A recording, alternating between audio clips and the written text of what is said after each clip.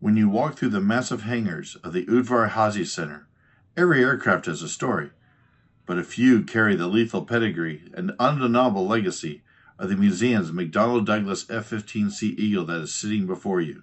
This isn't just any F-15. This is aircraft 85 Tag 0114, a legendary combat veteran, a Cold War sentinel, and one of the rarest machines in modern military aviation, a double MiG Killer. Over a 40-year service life, this specific airframe proved exactly why the F-15 holds an unmatched combat record of 104 aerial victories to 0 losses. Today we are looking at the precise operational history of the first F-15 Eagle to ever join the Smithsonian's collection.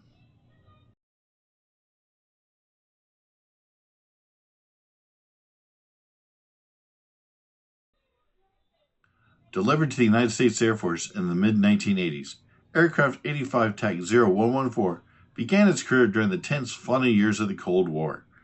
The F-15C was designed with a singular, uncompromising philosophy. Not a pound for air-to-ground, it was built to be a pure air superiority fighter, powered by 2 Pratt & Whitney F-100 turbofan engines, producing over 46,000 pounds of combined thrust.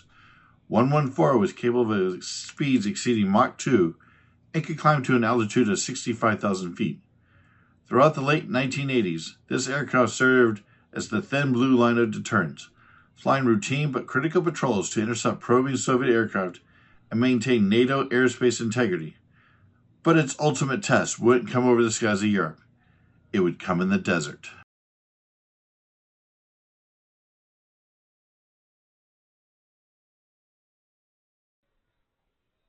In January of 1991, Operation Desert Storm commenced. Airframe 85 Tag 0114 was deployed to the Middle East, flying with the 58th Tactical Fighter Squadron out of Eglin Air Force Base. On January 19th, then Captain Cesar Rico Rodriguez and his wingmen were flying a defensive combat air patrol southwest of Baghdad, where they engaged enemy fighters. In a grueling low-altitude dogfight that pushed aircraft to its aerodynamic limits, Rodriguez outmaneuvered an Iraqi MiG-29, forcing the enemy pilot into a deadly spiral into the desert floor.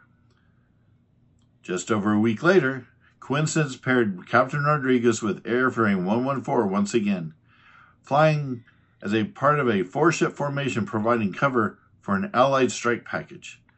The flight intercepted a group of climbing Iraqi MiG-23s.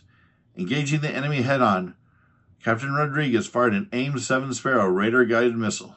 The missile found its mark, destroying the MiG-23. When Rodriguez returned to base, the crew chiefs were already applying 2 green Iraqi flags beneath the canopy rail. Aircraft 85 Tag 0114 had cemented its place in history. Mr. Rodriguez would go on to a 3rd aerial victory and another F-15 in 1999 against a Yugoslavian MiG-29, becoming one of 4 pilots after the Vietnam War to earn 3 aerial victories. He would retire in 2006 from the United States Air Force as a full bird colonel.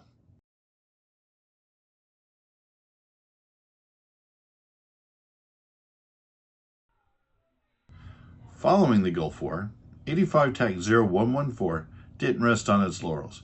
It continued to serve for decades, including an overseas stint flying with the 44th Fighter Squadron at Kadena Air Force Base in Japan. Eventually, the veteran airframe was transferred to the Air National Guard.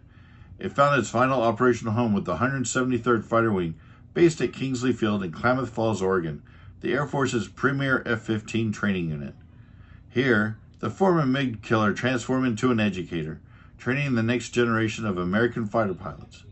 It was during this era that 114 received its distinctive flagship tail markings, including art on the inner right vertical stabilizer, honoring World War II Medal of Honor recipient 2nd Lieutenant David R. Kingsley.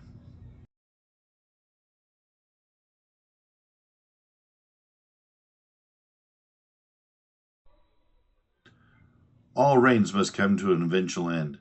As the Air Force prepared to retire its aging F-15C fleet, 85 Tag 0114 was selected for the ultimate honor. On August 13th of 2025, Colonel Adam Aksgadinsky, commander of the 173rd Fighter Wing, flew the aircraft on its final flight into Washington Dulles International Airport. and on a rainy day was presented to the Smithsonian with now retired Colonel Cesar Rodriguez in attendance, even watching ground crew removing Colonel Kingsley's name from the aircraft in favor of his own. After meticulous demilitarization process by Smithsonian technicians in the co-located Mary Baker Ingan Restoration Center, which included removing explosive canopy charges, caustic fluids, and classified systems, the aircraft was safely towed into the Udvar-Hazy Center. Today it rests in its modern air-to-air paint scheme, preserved exactly as it looked during its final days of service, complete with the 2 victory markers proudly displayed beneath its canopy. It stands not just as an incredible piece of titanium and aluminum, but as a monument to 40 years of American air dominance.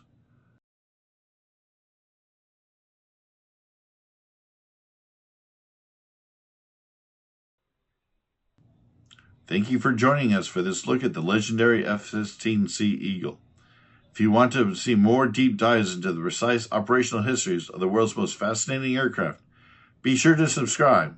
Let us know in the comments which aircraft at Udvar-Hazy Center we should cover next. Until next time, keep looking up.